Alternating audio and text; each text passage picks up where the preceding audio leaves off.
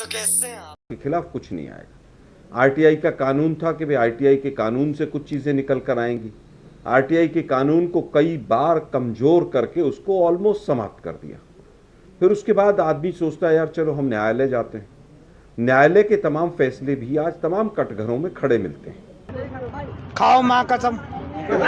तो जितने संघर्ष के रास्ते इंसान के थे उनको यहां पर जो जनता के थे उनको कहीं ना कहीं बड़ी चालाकी के साथ चतुराई के साथ ब्लॉक किया गया।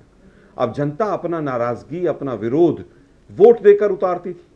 अब इलेक्शन कमीशन भी पिछले तमाम मुद्दों पर देखें आप मौकों पर देखें तो कटघरे में खड़ा रहता है। अरे झूठ बोल रहा है, ये झूठ बोल रहा है। मैं समझता हूं कि इस सरकार ने कोई भी अधिकार नहीं दिया, अधिकारों को छीनने का काम किया। मेरे को जानता नहीं है ये। देखिए बिल्कुल सही कहा। कल हम लोग 50 वर्ष ऑब्जर्व करेंगे संविधान हत्या दिवस के। मतलब कि संविधान और लोकतंत्र के साथ सबसे बड़ी मैच फिक्सिंग अगर हुई तो वो 25 जून 1975 को हुई। सही पकड़े हैं। पार्लियामेंट के कई बड़े नेताओं को, राजनाथ सिंह जी क्या, लालू प्रसाद यादव जी क्या, उनकी तो बेटी का नाम मीसा पड़ा, मुलायम सिंह यादव जी क्या, सबको जेल में ठूस दिया। कमिटेड जुडिशरी बनाई। उसके बाद एचआर खन्ना के साथ जो किया जुडिशरी में, मीडिया पर सेंसरशिप। कल तो आपने देखा होगा कि 50 वर्ष पहले इसी तिथि पर इंडियन एक्सप्रेस का ब्लैंक ऑपेड छपा था। और Kishore Kumar, Amish ji, your and my favourite singer, क्योंकि आपने शुरुआत काजोल से की, तो किशोर कुमार की आवाज बंद करा दी एयरवेव से। क्यों? क्योंकि किशोर कुमार ने इमरजेंसी सपोर्ट नहीं की। ये लोग आकर ज्ञान दे रहे हैं कि भाई हम लोग डेमोक्रेसी के साथ, मतलब वो बोलते हैं ना, शैतान धर्म का पाठ पढ़ा है। और आज भी फितरत वही है। उस समय फितरत क्या थी अमीश जी? तो अमीश जी ऐसा है, सुनिए, 50 वर्ष पहले जिसने संविधान को रोंदा उन्हें मैं नहीं, लालू जी, मुलायम जी, समाजवादी पार्टी सब शैतान मानते हैं। अच्छा बात नहीं है। संविधान को रोंदने वाले शैतान नहीं है सर। मुझे 10 सेकंड। आज भी देखिए परिवार तंत्र, मतलब इंदिरा इज अबव इंडिया वाली मानसिकता जब होती है ना अमित जी, तो ये चुनाव आयोग अगर नीलमपुर बाईपोल में पोल करवा दे तो वो ठीक है, क्या कर्नाटका में ठीक है, तेलंगाना में ठीक है, हिमाचल में ठीक है। हाँ, पर गुजरात में और महाराष्ट्र में और हरियाणा में गड़बड़ हो जाता है। यहां तक कि उमर अब्दुल्ला भी कहते हो कि एक conditional commitment to constitution and election commission नहीं चलता जी, कि मैं केस जीतूं तो इलेक्शन कमीशन जुडिशरी ठीक, मैं केस हारूं तो जुडिशरी खराब। बात तो सही है। दूसरी बात मैं पूछना चाहता हूं, अभी जो उन्होंने आज सवाल उठाए देवेंद्र फडणवीस जी पे, फडणवीस जी की कंस्टिट्यूंसी में जितने वोट बढ़े उससे ज्यादा north Nagpur, Pune district, Malad west, Mumbra, उसमें 10 से 11% वोट बढ़े। और उन सब में कांग्रेस और एनसीपी शरद पवार जीती, तो वहां पर गड़बड़ नहीं थी। ये कहते हैं कि वोटर बहुत बढ़ गए महाराष्ट्र में। पहले राहुल जी कहते 1 करोड़ बढ़े, फिर कहते 70। सिलेक्टिव क्यों हो जाती है? आप चुनाव जीते तेलंगाना में तो पट से सरकार बना ली। आप चुनाव जीत के आए, यानी आपका अलायंस चुनाव जीत के आया झारखंड में, तो सरकार बना ली, आपके मंत्रियों ने शपथ भी ले ली। अब महाराष्ट्र में क्या हो जाता है, हरियाणा में क्या हो जाता है, वहां पर, और जब 99 सीटें आई कांग्रेस पार्टी की, तब आपने बोला ये सेलिब्रेशन है, ये तो राहुल जी की वजह से आई है। लेकिन जब वही सीटें आपको हरियाणा में नहीं आप जीत पाए, महाराष्ट्र में पॉलिटिकल डिबैकल हो गया, तो आप कहते हैं कि गड़बड़ हो गया, गड़बड़ हो गया। अब आप बताइए, दिल्ली के नतीजे आपको ठीक लगते हैं? आम आदमी पार्टी चुनाव हार गई। Good question. पंजाब में आपके नेता कह रहे हैं गड़बड़ हो गई क्योंकि आम आदमी पार्टी ने आपको हरा दिया, कांग्रेस तीसरे नंबर पे आ गई। आप तो गुजरात में भी तीसरे नंबर पे आए हैं। अब बताइए क्या करिएगा? वहां पे भी आम आदमी पार्टी जीती है एक सीट पर। अब आपने कहा कि हम सेलेक्टिव क्यों हो जाते हैं। हम कभी सेलेक्टिव नहीं रहते हैं। मुझे याद है 2018 में जब हम 3 राज्य जीते थे, राहुल गांधी जी प्रेस कॉन्फ्रेंस करने यहाँ पर एआईसीसी में आए थे और उनसे पूछा गया था ये सवाल कि भाई आप आज जीते हैं तो इलेक्शन कमीशन पर आपका क्या टेक है। तो उन्होंने कहा कि हमारी तमाम जो आपत्तियां थी वो खड़ी हैं। हम चल झूठा तो कह रहे हैं कि हम जीते हैं, उसके बावजूद कह रहे हैं कि बैलेट पेपर से चुनाव करा लीजिए। और कि पता नहीं आजकल कोर्ट भी शायद डरती है बीजेपी से। जनता को आप मूर्ख समझना बंद कर दीजिए। इस प्रकार की बचकाना बातें किसी के गले नहीं उतरती, लोग मजाक उड़ाते। के बाद क्या हुआ उसके, वो आज भी कॉर्पोरेटर बना हुआ है ना, वो एक दिन जेल गया। सुप्रीम कोर्ट ने जब उसको गिल्टी ठहराया तो उसके ऊपर सजा क्यों नहीं?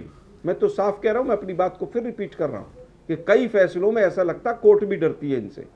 जज लोया वोया का कुछ याद आ जाता होगा शायद जजों को, मुझे नहीं पता। देखिए जज लोया आज के बात मामले ये में है आप जो कि- बोल रहे हैं, जज लोया पे सुप्रीम कोर्ट का भी वर्डिक्ट है। मतलब I think let's be very very, मतलब एक कोर्ट के डिसीजन को के ऊपर आपने क्वेश्चन मार्क खड़ा करा है जज लोया वाले मामले में।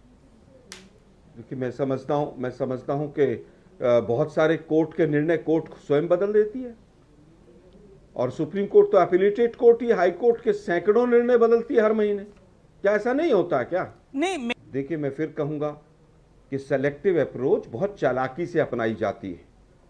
हमें पता था हम हिमाचल जीतेंगे, और मुझे अंदर से यह भी पता था कि हरियाणा कभी भी हमें नहीं जीतने देंगे, महाराष्ट्र नहीं जीतने देंगे, क्योंकि दोनों जगह अडानी के बहुत बड़े स्टेक्स हैं। ये क्या बात ये कर रहे हैं पहले आप? से मैं कह रहा था, मैं जब मीडिया का मैं बता रहा हूं आपको, मेरी ऑन रिकॉर्ड स्टेटमेंट आप लिख लीजिए नहीं लिख के कि मैंने हरियाणा पीसीसी में बैठकर ये कही थी। अरे सुनिए ना भाई, मैंने तमाम लोगों के बीच में ये बात कही थी कि आप कितनी भी खुशी मना लीजिए, इलेक्शन कमीशन उन्हीं के साथ है, और आप देखिएगा चौंकाने वाले नतीजे आएंगे। मेरे कांग्रेस ही नाराज हो गए थे मेरे से कि नहीं आलोक, ऐसा नहीं हो सकता, आप गलत कह रहे हैं। मैंने कहा उनकी मुट्ठी में है, सिलेक्शन वो करते हैं, चीफ इलेक्शन कमिश्नर और इलेक्शन कमिश्नर का। आज अमीश देवगन चिल्ला चिल्ला के अप्रोच होगी, तभी तो आप जैसे लोग सवाल पूछ पाएंगे। अगर सभी जगह हरा दिया जाएगा तो इतने बेवकूफ थोड़े ना बीजेपी वाले। कैसी बहकी बातें कर रहे हैं यार। मतलब आप कह रहे हैं हिमाचल आपको जितवा रहे हैं, कर्नाटक आपको जितवा रहे हैं, 99 सीट भी आपको दिलवा रहे हैं। 99 सीट कैसे आ गई? पहले तो मुझे बता दीजिए कि मैं अखिलेश जी, जिनकी पार्टी नंबर 3 पार्टी है इस देश में, उन्होंने कहा कि 80% seats have been won in bypoll by India alliance, मतलब कि वो तो सेलिब्रेट कर रहे हैं जो रिजल्ट आया है। उनकी बात मानूं या आलोक शर्मा जो नंबर 2 की पार्टी है देश में और इंडिया अलायंस का बड़ा हिस्सा है, वो कहती है कि ये भी नतीजे थे। प्लीज अमीश, दूसरी बात, एक बड़ा स्टेटमेंट आपके शो पे कम से कम नहीं होना चाहिए था कि कोर्ट भाजपा से डरती है। सर, कोर्ट तो तब भी स्वतंत्र थी जब इमरजेंसी में इंदिरा गांधी जी ने कमिटेड जुडिशरी बनाने के लिए कहा, तो उस समय पर भी एचआर खन्ना थे। हमारे देश के जजेस पे आप सवाल खड़े करते हैं, और क्या बात है सर, क्या बात है सर, क्या बात है। वो भी तब जब इमरजेंसी का 50th एनिवर्सरी आता है। आप अपना कृत्य देखो कि कैसे बहारुल इस्लाम को कभी जज कभी एमपी बनाते थे। पर मैं आपसे पूछना चाहता हूं कि इलेक्टोरल बॉन्ड का फैसला है तब कोर्ट स्वतंत्र है, पवन खेड़ा को बेल मिल जाए कोर्ट स्वतंत्र है, जब फैसला चंडीगढ़ मेयर इलेक्शन पे आए तो कोर्ट स्वतंत्र है, और अगर इलेक्शन कमीशन या ईवीएम पर कोर्ट बोले कि डोंट बिहेव हिपोक्रिटिकल तो आप बोलते हैं स्कोर बिका हुआ है जी। तीसरी बात, मैं यही कह रहा हूं ना, कंडीशनल कमिटमेंट। तीसरी बात अडानी के विषय में, मान्यवर अडानी इतने देश के बड़े देशद्रोही थे तो शशि थरूर की कंस्टिट्यूएंसी में उनका प्रोजेक्ट हुआ है जिसको लेफ्ट ने भी सेलिब्रेट किया है। अभी हाल ही में विरिनियम पोर्ट, राजस्थान में सबसे ज्यादा इन्वेस्टमेंट गहलोत जी के समय अडानी का था। छत्तीसगढ़ में भूपेश बाघेल अडानी को बगल में लेकर बैठते थे। कर्नाटका में आपने दावतें अडानी दी है कि भाई आइए निवेश कीजिए। पंजाब में अडानी का प्रोजेक्ट चल रहा है तो वहां पर अडानी चमत्कार करता है और बाकी जगह गुनहगार हो जाता है। गजब है। आखिरी बात सुनिए, मैंने बीच में नहीं बोला, आलोक जी प्लीज आपको थोड़ा पेशेंस दिखाना। अमीश जी प्लीज, मैं आपसे रिक्वेस्ट कर रहा हूं, कृपया करके अमीश जी कृपया करके, Amish ji this is not correct debate. Amish ji ये डिबेट, अब अमीश जी आखिरी बात, और अगर हिम्मत हो आलोक जी में तो आलोक जी इसका जवाब जरूर दे। और आलोक जी हंसना नहीं है, गुस्सा नहीं होना है, और अमीश जी को कुछ बोलना नहीं है, जवाब देना है आपको। इलेक्शन कमिश्नर 1952 से लेकर 1990, अमीश जी आप चेक कर लीजिए, हिस्ट्री का आप भी स्टूडेंट है, एक मेंबर होता था इलेक्शन कमीशन में अपॉइंटेड डायरेक्टली बाय गवर्नमेंट, फिर मल्टी मेंबर हुआ डायरेक्टली अपॉइंटेड बाय गवर्नमेंट। 2023 के बाद आज लीडर ऑफ ऑपोजिशन भी उसमें हिस्सा है, पर स्टेट के state election commissioner directly appointed by government, no chief justice, no leader of opposition. इनको इतनी बड़ी ये है ना इलेक्शन कमीशन के विषय में, बोल दे कि कर्नाटका में लीडर ऑफ ऑपोजिशन को साथ में लेते हुए अपॉइंट करें। ओके शाबाश। ओके, बोलते हिमाचल में वापस कही, मैंने अडानी का कोई जिक्र नहीं किया, लेकिन शायद अरे झूठ बोल रहा है, ये झूठ बोल रहा है। हो सकता है शहजाद जी अडानी जी को खुश करना चाहते हो।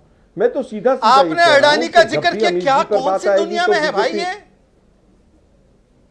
अरे भाई मैंने अडानी का कोई भाई इन्होंने अडानी का जिक्र किया, आप पूरा रिमाइंड करके देख लीजिए आप स्क्रिप्ट। अरे अमीश जी क्या बोले अरे जा रहे भाई मैं आज संविधान पे बात कर रहा हूँ भाई, रिमाइंड कराइए। एक सेकंड, मैं रिवाइंड और फॉरवर्ड करने के चक्कर में क्यों नहीं गुना। आलोक अमीश जी, अभी महाराष्ट्र और हरियाणा के संदर्भ में ये आलोक शर्मा जी ने साफ साफ कहा था कि वहां पर उनका अडानी का स्टेक है, इसलिए वहां पे धांधली करके चुनाव जितवा दिया गया। ये उनका ऑन रिकॉर्ड। अमीश जी, अगर मैं झूठ बोल रहा हूं मुझे डिबेट से निकालिए, या आलोक शर्मा को बोलिए कि कम से कम रगों में सिंदूर हो, खून हो, पर रगों में और कोई सब्सटेंस ना हो, जो बैंकॉक में कई लोग जाते हैं या वियतनाम में जाकर लेते हैं। साफ साफ कहा, एक सेकंड अमीश जी, मैं सच बोल रहा हूं झूठ बोल रहा हूं? ना तो डिबेट है, मतलब पहली कहां चीज। कौन दूसरी से चीज, दुनिया में है आप भाई? राजस्थान कौन से के डिबेट ऊपर, करने अडानी आ के गए? ऊपर डिबेट करना चाहते हैं, सर्टिफिकेट मैं उसमें दीजिए भी करने डिबेट को से तैयार पहले। हूं। ड्रिंकिंग एंड ड्राइविंग और आप करना डिबेट चाहते हैं तो ड्रिंकिंग के उसमें साथ भी नहीं करने करनी को तैयार हूं चाहिए भाई। भाई। नहीं, ये सब नहीं करना चाहिए आलोक शर्मा। अब तुम लोग गलती से अगर नए हो तो सब्सक्राइब करो, वो जो लाल वाला बटन है उस पर अपने जीजा जी फेंक के मारो या फूफा जी, मुझे नहीं पता, बस क्लिक हो जाना चाहिए। अब